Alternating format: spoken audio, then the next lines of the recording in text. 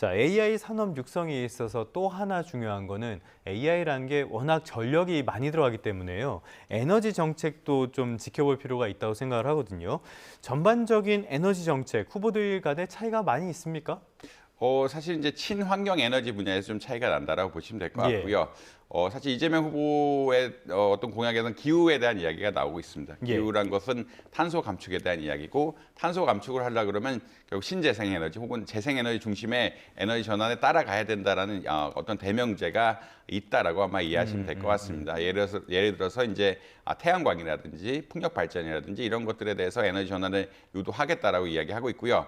반면에 이제 김문수 대표는 원전의 비중을 확대시키고 한국형 소형 원자로, 결국은 소형 원전이 앞으로 데이터 센터라든지 이런 데 전력 공급에 있어서 가장 중요한 역할을 할 것이라고 예측을 하고, 소형 원전의 기술을 상용화에 적극적으로 나서겠다라고 아마 보시면 될 것 같습니다. 예. 이준석 후보 역시 이제 보수적인 스탠스, 결국 원전 확대에 대해서 무게를 두고 있고, 원전이 결국 비용적인 차원에서 유리하다. 그리고 이제 전력을 안정적으로 공급하는 데 있어서 굉장히 유리하기 때문에 이쪽을 중심으로 발전해 나가겠다는 이야기를 들으실 수 있을 것 같고요. 예. 결국은 이제 기후를 그러니까 사실 이제 에너지 중에서도 원자력 에너지는 탄소 배출이 적기 때문에 이제 친환경적인 에너지로 분류해야 되는 것이 아니냐. 뭐 EU 쪽에서도 이런 쪽으로 점차 넘어가고 있는데 이것을 지금 에너지 공급의 문제를 결국은 신재생 에너지에 쓸 것이냐, 아니면 원전 위주로 전면적으로 재편할 것이냐, 이런 차이에서 이재명 후보와 다른 예. 두 후보 간의 어떤 차별점들이 있다라고 아마 이해하시면 될 것 같습니다. 지금 원전에 대한 이야기가 나올 수밖에 없다고 보는데요. 지금 유럽 쪽에서도 워낙 에너지 수요가 늘어나다 보니까 탈원전 추세들 이런 정책들을 많이 철회하는 추세고요.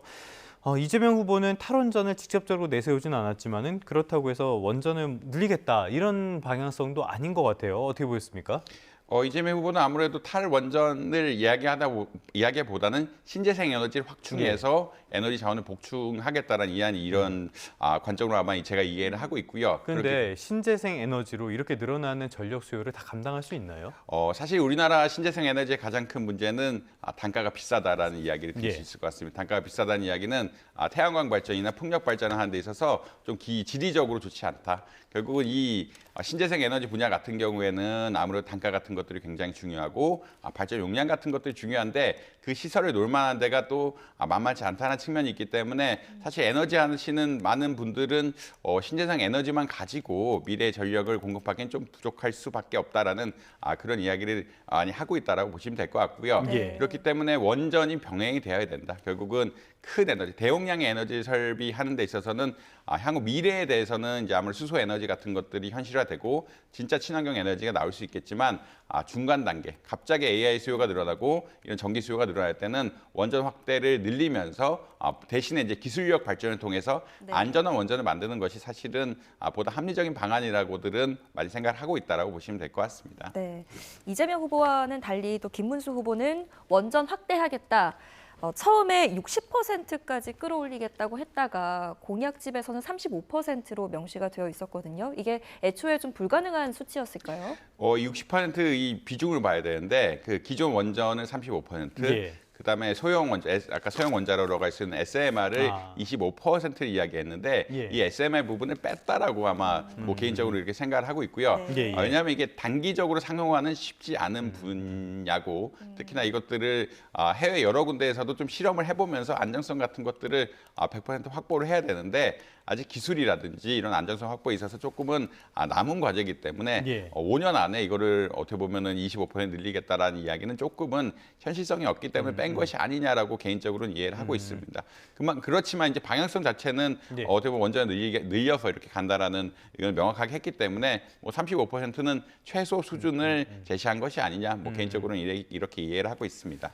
만약에 정말로 원전 비율을 60%까지 높인다. 이렇게 한쪽의 그 전력을 한쪽에 너무 의존하게 된다. 이거는 문제가 없습니까? 이 사실은 이제 원전의 특성이 있는데, 원전 같은 경우에는 상시 에너지를 공급할 수 있는 특성. 그러니까 신재생 에너지 같은 경우에는 기후에 조금 민감하게 영향을 받습니다. 예. 기후에 민감하게 영향을 받는다는 이야기는 어떤 바람의 방향 변화라든지 또 일기가 갑자기 안 좋아진다든지 이렇게 되면은 전력 생산량이 떨어지면서 안정적으로 공급하지 못하는 이런 특성들이 있는데 원전의 강점은 이런 외부적인 요인에 상관없이 굉장히 에너지를 장기적으로 안정적으로 공급할 수 있다는 이야기이기 때문에 이 체계 자체를 바꾸는 것은 뭐 그렇게까지 문제는 되지 않을 것이다. 근데 이제 다만 탄력적으로 운영할 수 있는 양들 결국은 예. 이 우리나라 전기 수요란 것이 늘어나는 것도 있지만 계절에 따라서 변하고 방과 낮에 따라서 변하면서 이 탄력적으로 운영할 수 있는 부분들이 있어야 되는데 이게 60%가 맞느냐 다르냐에 대해서는 조금 수치적으로 논의를 예, 해볼 예. 필요는 있다. 그러니까 올리는 거, 그러니까 원전이 늘어나는 것은 어떻게 보면 항상 에너지를 공급할 수 있는 소스를 만들기 때문에 뭐 긍정적일 수 있으나 이 나머지 부분들 우리가 계절적으로 변하거나 이 시간에 따라서 변하는 수요를 맞추기 위해서 다른 탄력적으로 운영할 수 있는 발전 수요를 어떻게 할 것인가도 사실 계획이 나와야 원전 예. 60%가 좀 설득력을 얻을 수 있는 이런 상황이다라고 보시면 될 것 같습니다. 네.